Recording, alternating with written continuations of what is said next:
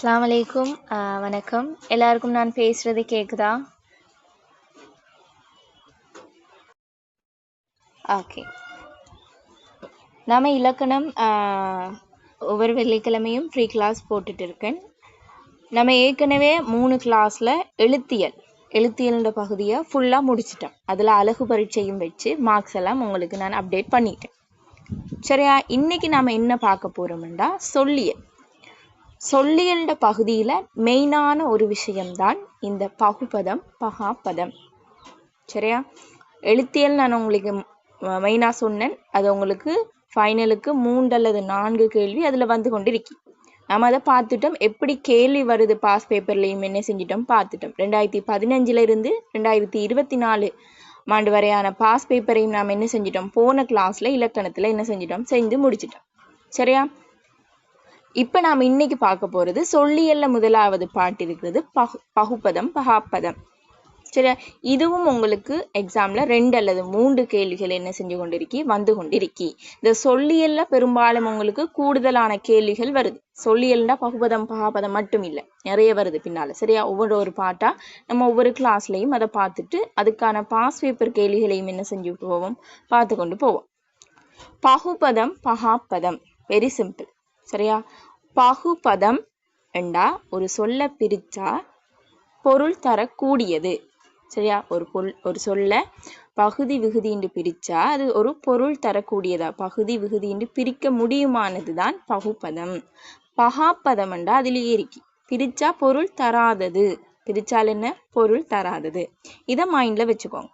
இனி நாம் என்ன செய்ய போறோம், இதுக்கான டீப்பான விளக்கங்களை பார்க்க போறோம்.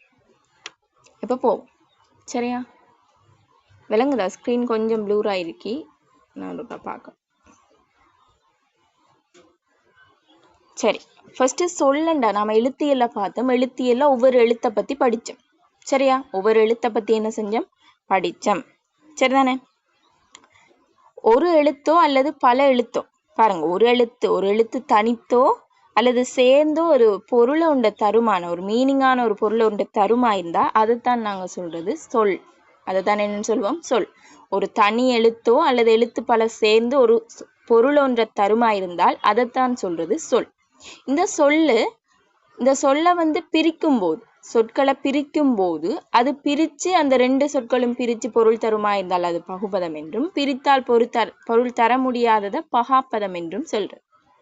சரி, இதுதான் மெயினான ரீசன். இது உங்களுக்கு அப்படி டீப்பா கேட்டு வராது, MCQக்கு தான் வரப்போ. சரியா? பார்ப்போம். உங்களுக்கு தெரியும் தனி எழுத்துக்கள். சரியா? தனி எழுத்துக்கள் என்று உங்களுக்கு தெரியும். தனி எழுத்துக்கள் பொருள் தரும். தெரியுந்தானே? கோ, இந்த பாருங்க, ஆண்டா பசு. ஆண்டா என்ன சொல்றது, பசு. கோண்டா அரசன். இதெல்லாம் ஓரெழுத்து தான், ஆனால் அதுக்கு என்ன பொருள் இருக்கி. ஓரெழுத்து தான், ஆனா என்ன அதுக்கு என்ன இருக்கி, பொருள் இருக்கி. பூவண்டா மலர். சரியா? பூவண்டா என்ன, மலர். ஓரெழுத்து சொல்தான், ஆனால் அதுக்கு என்ன செஞ்சிருக்கி, பொருள் இருக்கி. ஸ்கிரீன் கிளியர் இல்லையா? ஓகே, ஒருக்கா வெயிட் பண்ணுங்க. விகுதி பகுதி பார்த்தாச்சு. இப்ப விகுதி பார்க்க போறோம். விகுதி என்று நான் என்ன சொன்னேன், இந்த ஒரு பகுபதத்தின் இறுதியில வருமென்று சொன்னேன். இறுதியில வருமென்னு ஞாபகம் வச்சுக்கோ.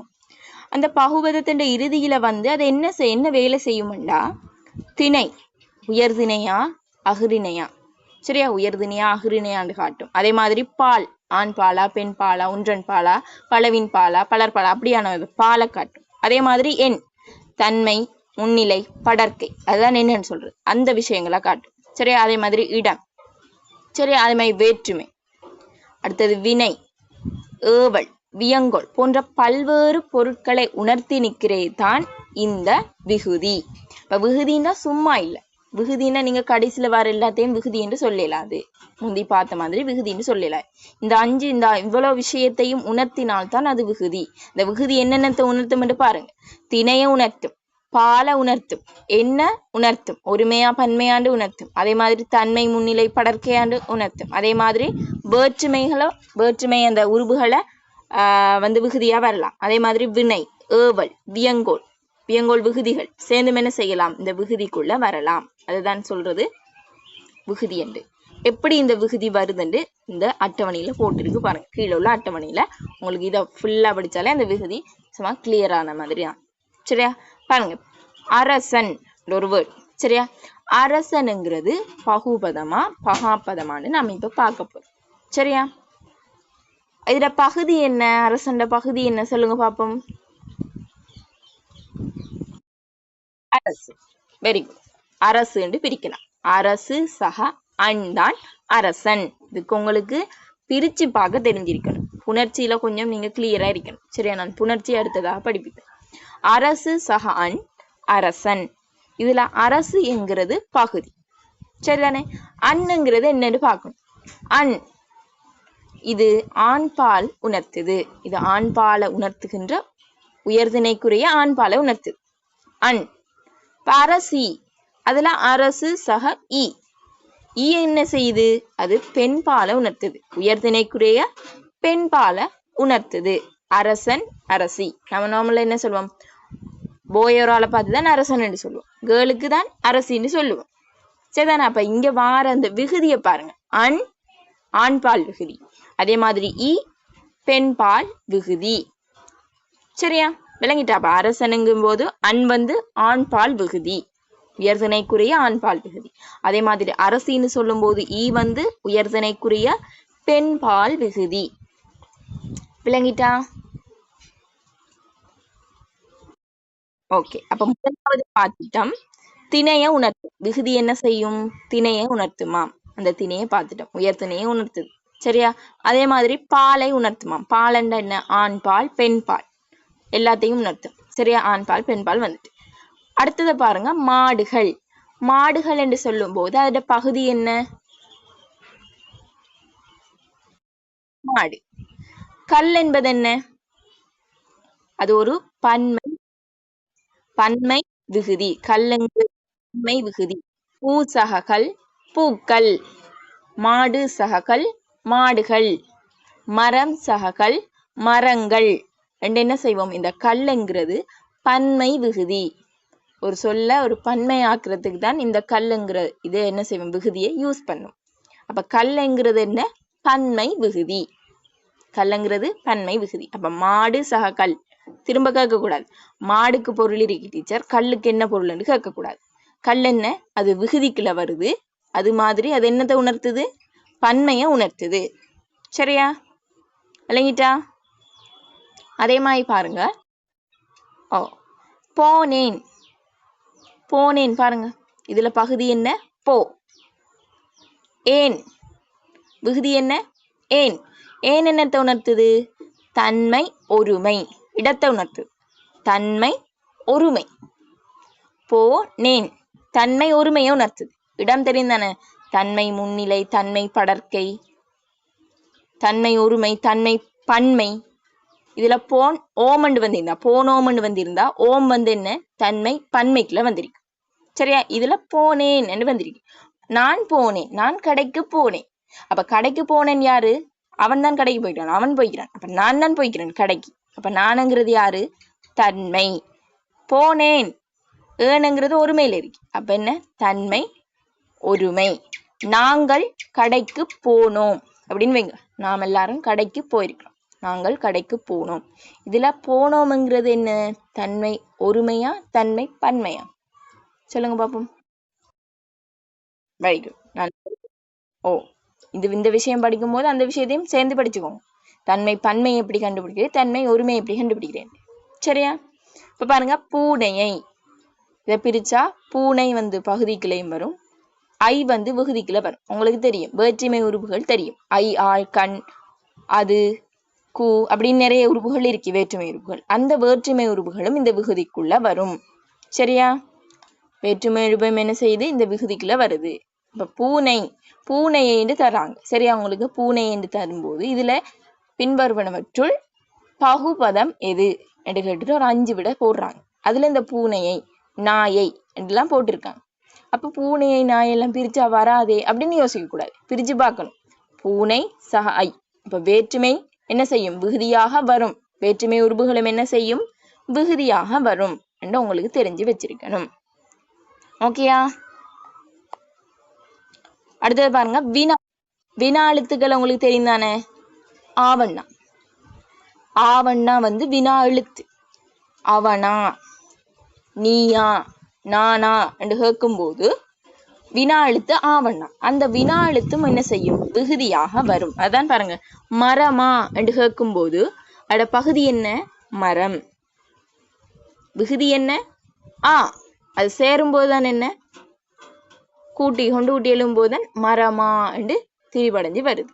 அப்ப வினா எழுத்துக்களும் என்ன செய்யும், விகுதியாக வரும். அது பகுபதத்துக்குள்ள அடங்கும். சரியா?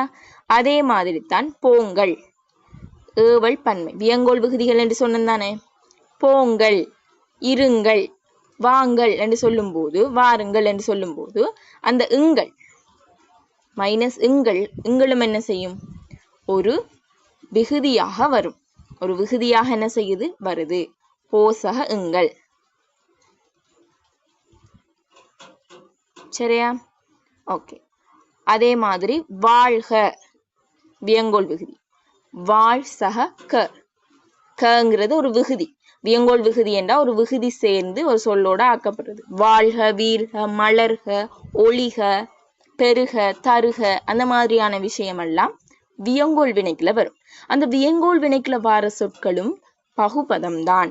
இப்ப பாருங்க, வாழ்க பிரிக்கலாமா இல்லையா, பிரிக்கலும். வாழ் சக க. வீழ்க பிரிச்சு பாருங்க, பகுதி என்ன, வீழுங்கிறது பகுதியாகவும் கங்கிறது வியங்கோல் விகுதியாகவும் வரும். விளங்கிட்டா? அதே மாதிரி தொழிற்பெயர், பெயரெச்சம், வினையச்சத்த விகுதிகளும் வரும். பாருங்க, ஓடுதல், நான் உங்களுக்கு ஏற்கனவே சொல்லிட்டேன். ஓடுதல்ண்டா, ஓடுதல் என்ன பகுதி, பகுதி என்ன சொல், ஓடு. அதே மாதிரி நடத்தல், நடத்தல் என்ன பகுதி, நட. அப்ப தல்லுங்கிறது என்ன, நம்ம தொழிற்பெயர் பின்னால படிப்போம். தல்லுங்கிறது தொழிற்பெயர் விகுதி. தொழிற்பெயர் விகுதிகள் இருக்கு, தல், அது, மை என்று என்ன தொழிற்பெயர் விகுதிகள் இருக்கு. அந்த விகுதிகள் என்ன செய்யும், இந்த விகுதிகளுக்குள்ள வரும். சரி, நான் கடைசியா வரதுதான் விகுதி என்று சொன்னேன். அது என், பால், திணை, வேற்றுமை இதுகளை உணர்த்தினால் அது விகுதிக்குள்ள வரும். சரியா? கொஞ்சம் அதான் சொல்லுது, கொஞ்சம் இல்லைங்க. அப்ப இந்த விகுதிகள் அனைத்தும் எப்படி வருதுன்னு உங்களுக்கு இப்போ ஒரு கிளியரான ஒரு வெர்ஷன் வந்திருக்கும். சரியா? இப்போ பகுதின்னா இப்படி இப்படி பிரிப்பீங்க, விகுதின்னா இப்படி பிரிப்பீங்க. சரிதானே? ஓகேவா? இப்ப இது அதே மாதிரி ஓடி, ஓடியில பாருங்க, ஓடு சக ஈ சேர்ந்துதான் ஓடி என்று புணர்ந்து வந்துடுச்சு. அப்போ ஓடுங்கிறதுல பகுதியாகவும், ஈ வந்து என்ன, வினை எச்சமாகவும் வந்து, பெயரெச்சம் வினையெச்சம் இருக்குத்தானே. அந்த பெயரெச்சத்துல அ வந்து விகுதியாக வரும், வினையெச்சத்துல ஈ வந்து விகுதியாக வரும். சரியா? அப்படி இருக்கு, பின்னாலதான் அது போகும். இப்ப விகுதி என்றா உங்களுக்கு இதுதான் என்று தெரிஞ்சுட்டா ஓகேயா? விகுதி இதுதான். சரி,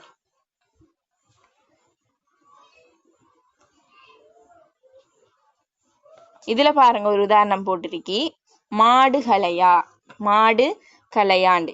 இதுல மாடு சக கல் சக ஐ சக ஆ. சரியா? பிரிச்சு அப்படித்தான் வரும். இந்த கல், ஐ, ஆ என்பன எல்லாமே என்ன, விகுதிகள் தான். இந்த கல், ஐ, ஆ இது எல்லாமே என்ன, விகுதிகள் தான். இதை நீங்க சாரியை சந்தியெல்லாம் போடுறல, பின்னால படிப்பீங்க. சாரியை சந்தியை இடைநிலை எப்படி இருக்கும்னு அதை படிப்பீங்க. அப்ப இந்த மெத்தடுக்குள்ள இந்த அவ்வளவு எழுத்துக்களும் வந்தால் என்ன, நீங்க நினைக்க வேண்டியதான் இது எல்லாமே விகுதிகள் தான். இது எல்லாமே என்ன, விகுதிகள். இப்ப எனக்கு ஒரு ஆள் சொல்லுங்க, உங்கள், உங்கள் என்று இருக்கு. இந்த உங்கள் பகுபதமா பகாப்பதமா?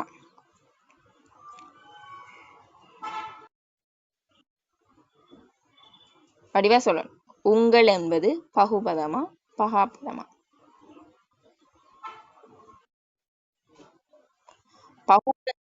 பகுபதம்னா எனக்கு ஆன்சர் சொல்லணும், எப்படி அது பகுபதமா வரும்.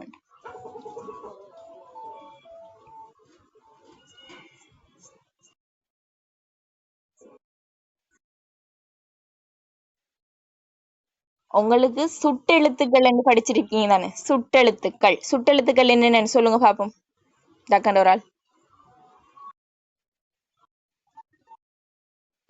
இ, உ இதான என்ன, சுட்டெழுத்துக்கள். உங்களை பிரிச்சா ஊசக இந்த வரும், இந்த ஊசக இங்கள் என்று வரும். அப்ப இது பகுபதமா பகாபதமா? அதான் நான் என்ன கேள்வி.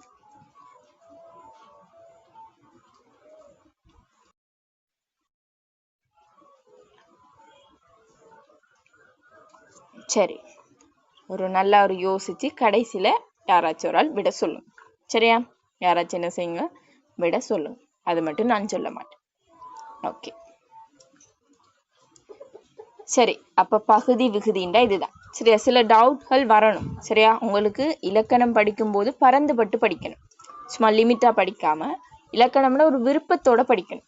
ஃபர்ஸ்ட் இலக்கணம்னா கஷ்டமான ஒரு தோட்டை விட்டுட்டு ஈஸி என்று நினைச்சு படிச்சா ஓகே, ஈஸி.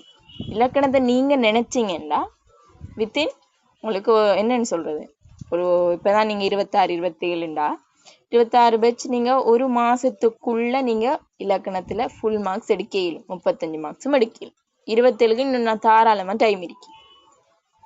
நீங்க நினைக்கிற டைம், நீங்க இன்னைக்கு முடிச்சா இன்னைக்கு நினைச்சா கூட இன்னைக்கு நீங்க இலக்கணம் ஃபுல்லா படிச்சிடே இயலும். சரியா? நீங்க நினைக்கிறதுல நீ உங்க ஒரு புள்ள நான் படிக்கணும், நான் படிச்சிருவேன், எனக்கு இந்த இலக்கணம் இன்னைக்கு விளங்கிருமென்ற ஒரு தோட்டில் வந்திருந்தா அது விளங்கிரும். இதே இலக்கணம் என்றா எனக்கு விளங்கவே விளங்காது அப்படின்னு ஒரு தோட்டில் வந்து நீங்க படிச்சீங்கன்னா நீங்க என்னதான் நல்லா படிச்சாலும் விளங்காது. ஃபர்ஸ்ட் உங்களோட தோட்களை மனசுல நீங்க எண்ணத்துக்களை எனக்கு விளங்கும், எனக்கு ஈஸி என்ன ஃபர்ஸ்ட் அதை நினைங்க. அப்படின்னு நினைச்சா எதுவுமே ஈஸி தான். சரியா? அது எந்த பெரிய காஸ்ட் பாடமா இருந்தாலும் அது ஈஸி தான். சரி, இப்ப நாம 3வது உறுப்புக்கு போறோம், இடைநிலை. இது மெயினான விஷயம், பின்னாலையும் திரும்ப வருது. சரியா? நல்லா பாத்துக்கோ. இடைநிலை என்று சொல்றது பகுதிக்கும் விகுதிக்கும் இடையில தோன்றதுதான் இடைநிலை. பகுதிக்கும் விகுதிக்கும் நடுவுல வருதுதான் என்ன இந்த இடைநிலை. இந்த இடைநிலை வந்து என்ன வேலை செய்வாருண்டா காலத்தை காட்டுவார். இந்த இடைநிலை என்ன செய்வாரு வந்து காலத்தை காட்டுவாரு. ஒரு சொல்ல இறந்த காலமா நிகழ்காலமா எதிர்காலமா என்ன செய்வாரு, இவர் வந்து காலத்தை காட்டுவாரு. இதுல பாருங்க 2 டைப் இருக்கு. சரியா? ஒன்று வினை இடைநிலை, இன்னொன்று பெயர் இடைநிலை. நான் ஏற்கனவே சொன்னேன், பெயர் இடைநிலைன்னா அறிஞன், கலைஞன், வளைஞன். சரியா? அப்படி அந்த இஞ்ச் வந்து இடைநிலையாக என்ன செய்யுது, இங்க வருது. இங்க பாருங்க, அறிஞன் என்று செல்லும் போது அறி வந்து பகுபதம், பகுபதத்துல பகுதி. சரியா? அன் என்னது விகுதியில என்னது சொல்லுங்க பாப்போம், என்ன விகுதி?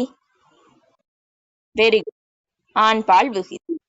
இந்த என்ன பாருங்க, பகுதிக்கும் விகுதிக்கும் உள்ள வரைதான் இடைநிலைன்னு படிச்சோம். இந்த இஞ்சன்னா என்ன, ஒரு பெயர் இடைநிலை. பெயர் இடைநிலை. சரி, அப்ப பெயர் இடைநிலை என்றா இப்படிதான். இஞ்சன்னா வந்து பெயர் இடைநிலை. அதே மாதிரி கலைஞன், கலைங்கிறது பகுதி, அன் வந்து ஆண்பால் விகுதி, இஞ்சன்னா இடைநிலை, அதாவது பெயர் இடைநிலை. இப்ப பெயர் இடைநிலைன்ற ஞாபகம் வச்சுக்கோங்க. இந்த அறிஞன், கலைஞன், கவிஞனை ஞாபகம் வச்சுக்கோங்க. சரியா? அதுல இஞ்சன்னா வந்தா அது என்ன, ஞகரம். ஞகரம் வந்து புணர்ச்சியில வந்தா அதுதான் பெயர் இடைநிலை என்று சொல்றேன். அதே மாதிரி வினை இடைநிலை. வினை இடைநிலை தான் வந்து காலத்தை காட்டும். இந்த பெயர் இடைநிலை வந்து காலத்தை காட்டாது. ஆனா இந்த வினை இடைநிலை என்ன செய்யும், நம்மளுக்கு காலம் காட்டியாக இருக்கும்.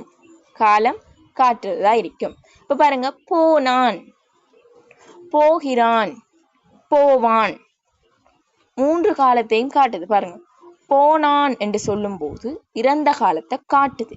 அது எப்படி காட்டுதுன்னு பாருங்க. உங்களுக்கு தெரியும், போனான்ல பகுதி என்ன, போ. விகுதி என்ன, ஆண். அப்ப இந்த பகுதிக்கும் விகுதிக்கும் இடையில தான் இருக்கிறது யாரு, இந்த இடைநிலை. பாருங்க, இன்னன்னா இருக்கு. இந்த இன்னன்னா இறந்த கால இடைநிலைகள்ல ஒன்று. இறந்த கால இடைநிலைகள்ல ஒன்று. சரியா? அதே மாதிரி பாருங்க, போகிறான், போ வந்து பகுதி, ஆண் வந்து விகுதி, கிரு என்று இருக்கு. இந்த கிருதான் என்னது செய்யுது, போகிறான் என்று சொல்லுது, நிகழ்காலத்தை உணர்த்துது. அப்ப இது நிகழ்கால இடைநிலை. நிகழ்கால இடைநிலை. அதே மாதிரி பாருங்க, போவான், போவான்னு சொல்லும்போது பாருங்க, போ வந்து பகுதி, ஆண் வந்து விகுதி, இவ்வண்ணா இருக்கு. போவான் என்று சொல்லும் போது என்ன காலம், எதிர்காலம். அப்ப இது வந்து இவ்வண்ணா வந்து எதிர்கால இடைநிலை. எதிர்கால இடைநிலை. இப்ப நீங்க நோட் பண்ணுங்க, சரியா? நான் இலக்கணத்துக்கு ஒரு கொப்பி வச்சுக்க சொன்னேன் தானே, நோட் பண்ணிக்கோங்க. இறந்த கால இடைநிலைகள். சரியா? இறந்த கால இடைநிலைகள் என்று போட்டுட்டு இதை எழுதிக்கோங்க. இட்டன்னா, இற்றன்னா, இத்தன்னா, ஈனா, இன்னன்னா, இன். இத், இட், இத், இ, இன், இன். இவெல்லாம் இறந்த கால இடைநிலைகள்.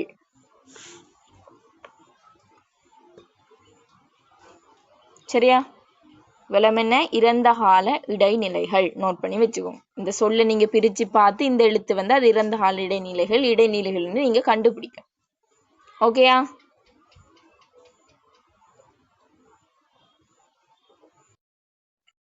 ஓகே, அடுத்தது போடுங்க. நிகழ்காலம். சரியா? நிகழ்கால இடைநிலைகளுக்கு கின்று, கிரு. Very good. கின்று, கிரு. இது வந்து நிகழ்கால இடைநிலைகள்.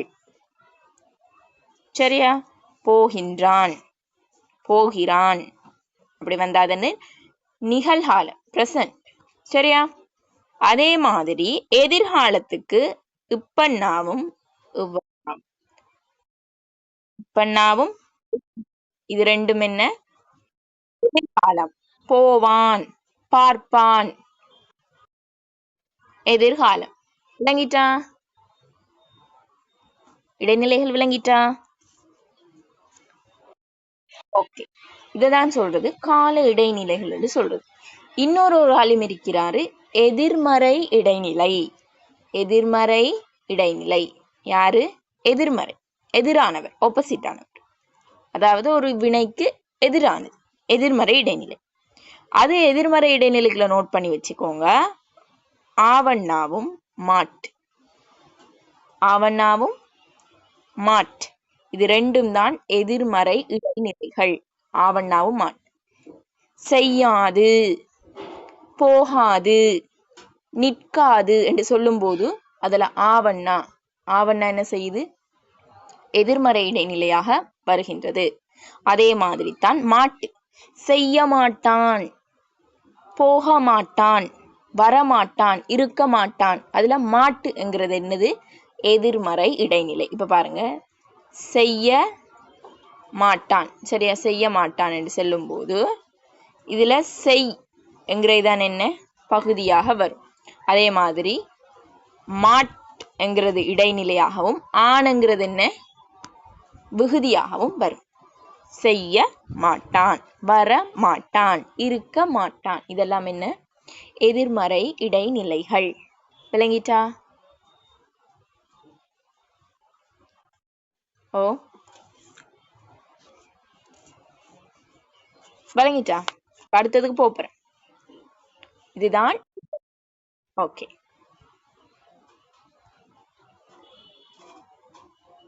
சரி. இந்த பாருங்க, செய்யாது, வராது, போகாது, செய்ய மாட்டான். இதெல்லாம் என்ன? எதிர்மறை இடைநிலைகள். அப்ப எதிர்மறை இடைநிலைகளை நீங்க நோட் பண்ணி வச்சிருப்பீங்க. ஆவண்ணாவும் மாட்டும். இது ரெண்டும் வந்தா நீங்க கண்ணை மூடிட்டு யோசிக்கணும். என்ன இது? எதிர்மறை. ஒன்றோட ஆப்போசிட் எதிர்மறை. செய்ய மாட்டான், இருக்க மாட்டான் எதிர்மறையாத்தானே சொல்றேன்.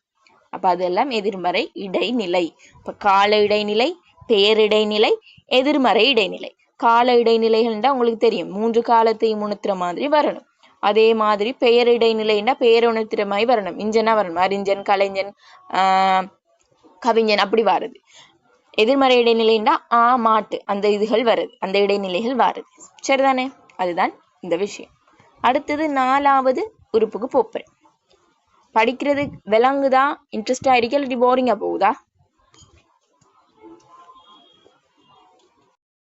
ஓகே, விளங்காட்டி சொல்லுங்க, நம்ம அடுத்தடுத்த கிளாஸ்ல பார்ப்போம். எல்லாருக்கும் ஒரேடி எல்லாத்தையும் படிக்கும்போது டக்குன்னு கேப்சர் பண்ண மாட்டீங்க.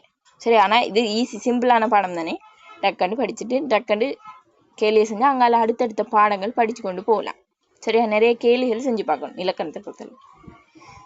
சாரி என்றா என்னென்று பார்க்க போறோம்.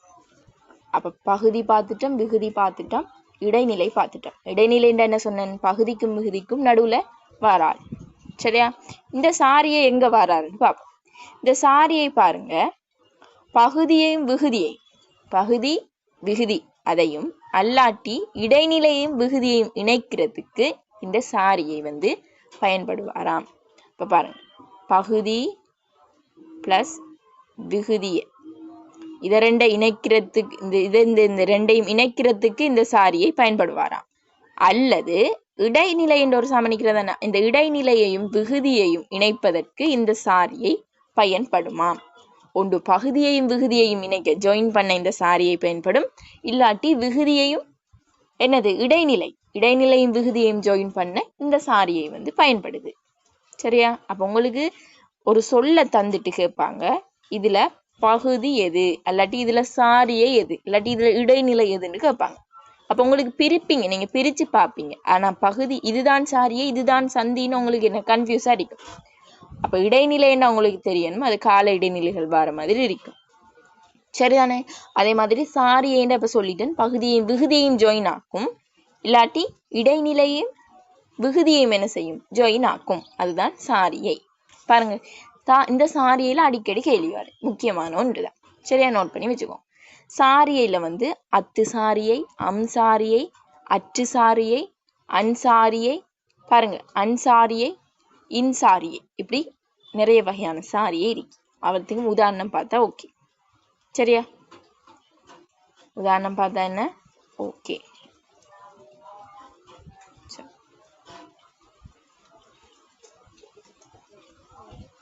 ஓகே, இப்ப பாருங்க, மரம் சக ஐ. சரியா? மரத்தை மரமைண்டு எழுதுவோம், இல்ல மரத்தை எழுதுவோம். இந்த மரத்தை இதை பிரிச்சா எப்படி வருதுன்னு பாருங்க. மரத்தை, சரியா? மரத்தை பிரிச்சா பகுதியா என்ன? மரம். அதுல அடிச்சொல் தானே வரும், பகுதியா மரம். அத்து பிளஸ் ஐ. ஐங்கிறது என்ன? வேற்றுமை உருபு. ஐங்கிறது என்ன? ஏற்கனவே சொல்லிட்டு வேற்றுமை உருபு. இந்த அத்து தான் என்ன? இங்க சாரியை. இங்க அத்துதான் என்ன? சாரியை. இந்த பகுதியையும் விகுதியையும் இணைக்கிற ஒரு ஆள் தான் என்ன? இந்த சாரியை, அத்து சாரியை. அதே மாதிரிங்க பணம் சக கூ. பணத்தையும் இந்த கூவையும் இணைக்கிறதுக்கு ஒரு ஆள் வேணும், அந்த ஆள் தான் யாரு? சாரியை. பணத்துக்கு அத்து வருது பாருங்க, பணத்துக்கு. பணக்குண்டு எழுதுவோமா? இல்ல, அந்த இணைக்கிறதான் பகுதியையும் விகுதியையும் இணைக்கிறதான் என்ன? சாரியை, பணத்துக்கு. அதே மாதிரி பாருங்க,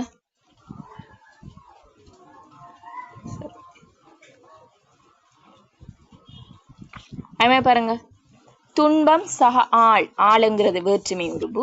இதை ரெண்டையும் ஜாயின் ஆக்க போறார். அப்ப ஜாயின் ஆகிறேன்னா உங்களுக்கு தெரியும், சாரியை வரப்போறார், என்றி ஆகுறார். துன்பத்தாள். துன்பம் சக ஆள் எப்படி வரும்? துன்பத்தாள். அத்து சாரியை என்ன செய்யறது? இங்க வாராரு. அப்ப பகுதியையும் விகுதியையும் இணைக்கிறது தான் என்ன? இந்த சாரியை. உங்களுக்கு தெரியும், அத்து அம் அன் அற்று இன் முதலியான சாரியைகள் என்ன செய்து இருக்குது. இது விளங்கிட்ட அத்து சாரியை இப்படிதான் வரும். மரத்தை, பணத்துக்கு, துன்பத்தாள். விளங்குதா அத்து சாரியை?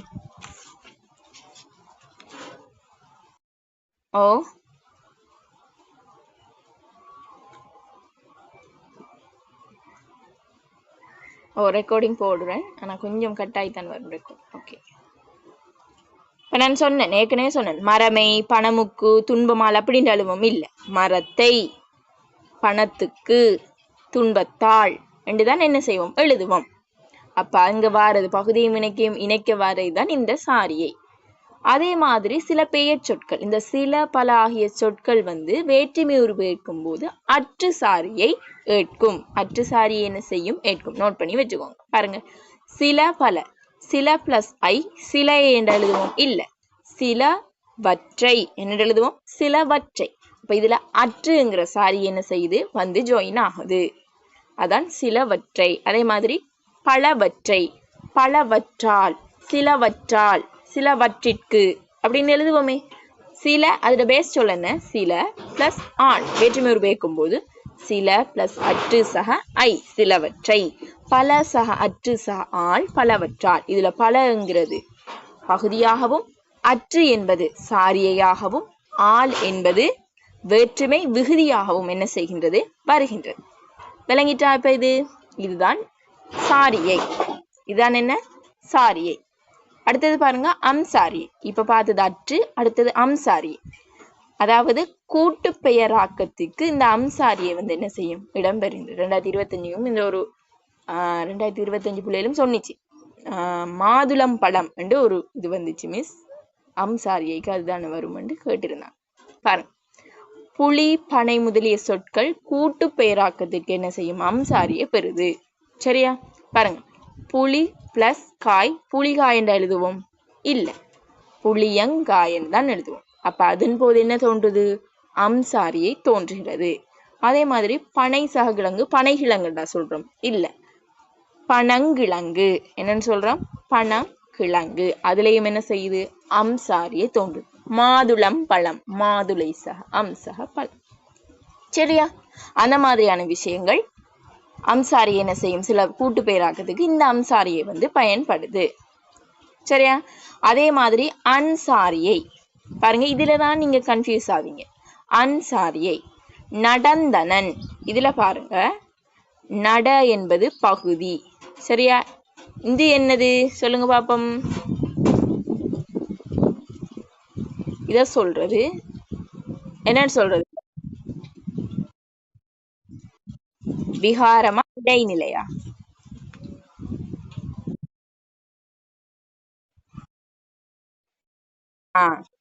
இது இடைநிலையும் விகாரமும் சேர்ந்து வருது. சரியா?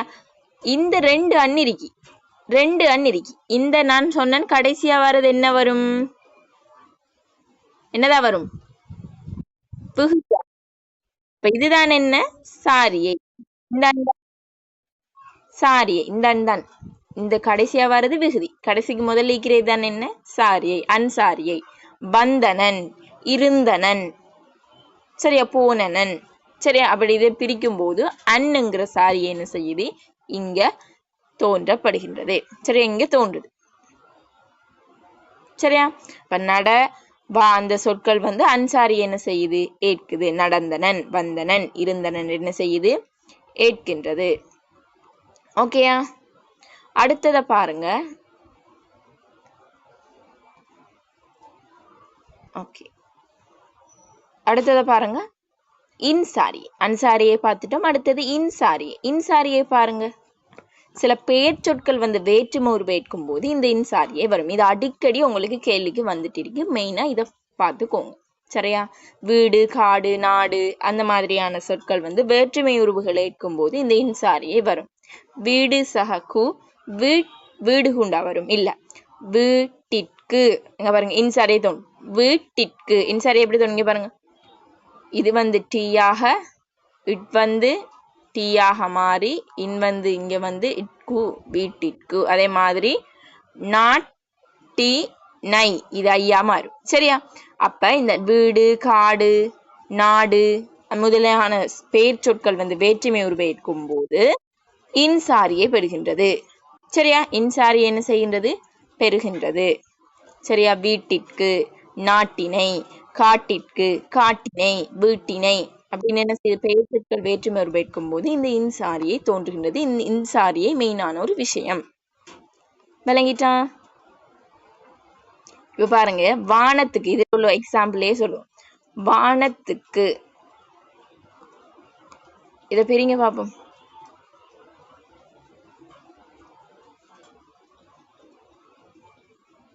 வானத்துக்கு இத பிரிங்க பிள்ளைகளே, பகுதி விகுதின்னு பிரிங்க பாப்போம்.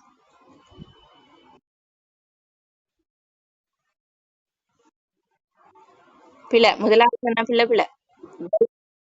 Okay, very good.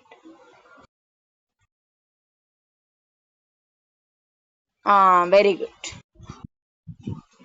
வானம்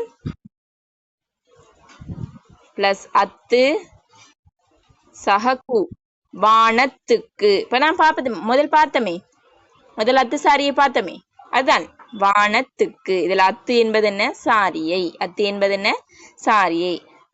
சரியா? பனம்பழம் அத சொல்லுங்க பாருங்க. பனம்பழம்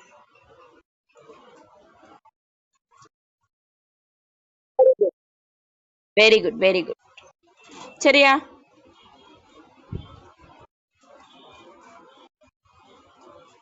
நாட்டியத்தை சொல்லுங்க பாப்போம்.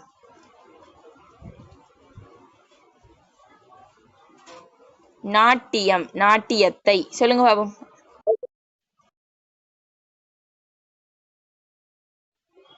Very good. நாட்டிய அத்து சக என்ன ஐ. இப்ப விளங்கிட்டா? ஓகே. அப்ப இப்படிதான் என்ன நீங்க சாரியை என்ன செய்யணும், இனம் கண்டு கொள்ளணும். இப்படிதான் என்ன செய்யணும், சாரியை இனம் கண்டு கொள்ளணும். சந்தி. இப்போ அடுத்தது சந்தி. சந்தி வெரி என்ன ஒரு ஈஸியான ஒன்று. சந்தின்னா புணர்ச்சி சொற்கள், புணர்ந்து வாரது. சந்தினா என்ன, புணர்ச்சி. சந்தி அல்லது புணர்ச்சி ரெண்டுமே என்ன ஒரு சொற்கள் தான். சரியா? ஒரு சொல் என்ன வரும், புணர்ந்து வரும் தானே, அந்த சொற்களைத்தான் சொல்றது இந்த சந்தி என்று சொல்லுவாங்க. அதுதான் சொல்றது என்ன, சந்தி. பாருங்க சந்தி எப்படி வருது. பகுதியோ விகுதி இடைநிலை. சரி, அந்த ஆகிய பகுபத உறுப்புகள் இணையும் போது அல்லது ஒன்றோடு ரெண்டோடு ஒரு சொற்கள் சேர்ந்து ஒரு தொகை சொல்லாகும் போது இடையில ஒரு எழுத்து தோன்றினால் அதைத்தான் சொல்றது சந்தி. சரி, அதைத்தான் என்ன சொல்றது, சந்தி. அப்ப நல்லா ஞாபகம் வச்சுக்கோங்க. சந்தின்னா ஒரு எழுத்து புதுசா என்ன செய்யும், எக்ஸ்ட்ராவா தோன்றும். ஒரு எழுத்து பகுதியும் விகுதியும் புணரும் போது ஒரு எழுத்து எக்ஸ்ட்ராவா தோன்றினால் அதுதான் சந்தி. அதுதான் என்ன, சந்தி. விகாரம் அப்படி இல்லை. பகுதி விகுதி இடைநிலையாகி புணரும் போது அந்த அந்த வடிவத்தில் ஏதாச்சும் ஒரு சேஞ்ச் ஏற்பட்டால், ஏதாச்சும் ஒரு மாற்றம் ஏற்பட்டால் அது விகாரம். சரியா? பகுதியும் விகுதியும் புணரும் போது ஏதாச்சும் அந்த எழுத்துக்கள் ஏதாச்சும் ஒன்று மாறிச்சுண்டா அது என்ன, விகாரம். பகுதியும் விகுதியோட புணரும் போது ஏதாச்சும் ஒரு எழுத்து எக்ஸ்ட்ராவா தோன்றி சென்றால் அது என்ன, சந்தி. விளங்கிட்டா? இப்ப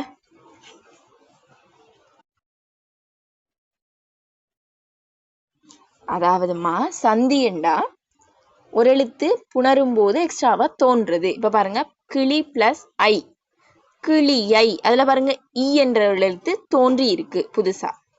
சரியா?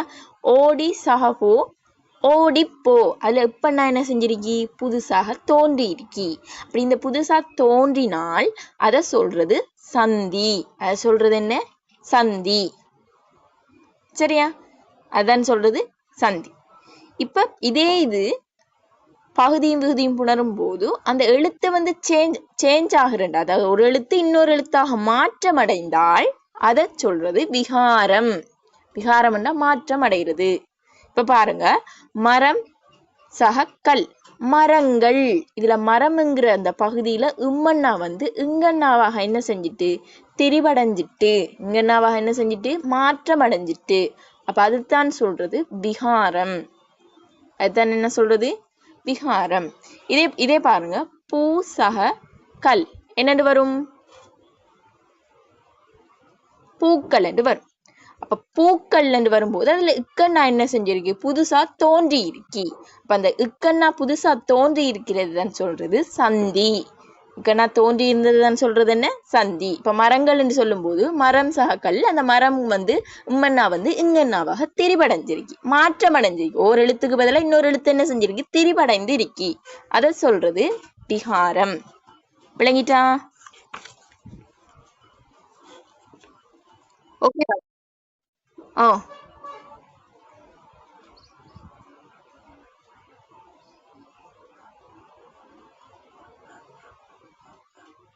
சரியா? சந்தி விளங்கிட்டா? அப்ப சந்தின்னா ஒரு எழுத்து புதுசா தோன்றும். விகாரம்ண்டா இருந்த எழுத்துல இருந்து ஒன்று என்ன செய்யும், விகாரப்படும். இதுல உங்களுக்கு இன்னொன்று வரும், இது வந்துச்சு கேள்விக்கு. பகுதி விகாரப்பட்டு புணர்ந்த சொல். பகுதி விகாரப்பட்டு புணர்ந்த சொல் என்று வரும். செத்தான், இது பகுதி விகாரப்பட்டு புணர்ந்து. செத்தாண்ட அடிச்சொல் என்ன, சா. செத்தாண்ட அடிச்சொல் என்ன, சா. சா சா இட்சா இட்சா ஏ. அந்த சாங்கிறது தான் என்ன செஞ்சிருக்கி, சேயாக திரிவடைந்து செத்தான் என்று வந்திருக்கி. அதே மாதிரி தான் வந்தான். வந்தாண்ட அடிச்சொல் என்ன பிள்ளைகளே, வா. அந்த வான் என்ன, வேவாக வந்திருக்கு. அதே மாதிரிதான் தருவேன். தருவேண்ட அடிச்சொல் என்ன, தாதான் என்ன செஞ்சிருக்கி, இங்க தாவாக திரிவடைஞ்சிருக்கு. அப்ப இந்த மாற்றங்கள் தான் சொல்றது விகாரம் என்று சொல்றது. சரி, எப்படி மாற்றம் அடைஞ்சால்தான் விகாரம். ஒரு எழுத்து புதுசா தோன்றினால் அதை சொல்றது சந்தி. விளங்கிட்ட? பகுதி விகாரப்பட்டு புணர்ந்து சொல்லண்டு 2 தடவை பாஸ் பேப்பர் கேள்வி வந்திருக்கு. சரியா, நம்ம அது பார்க்கும்போது பார்ப்போம். அப்ப ஓகேயா, 6 வகையான இது படிச்சுட்டோம்.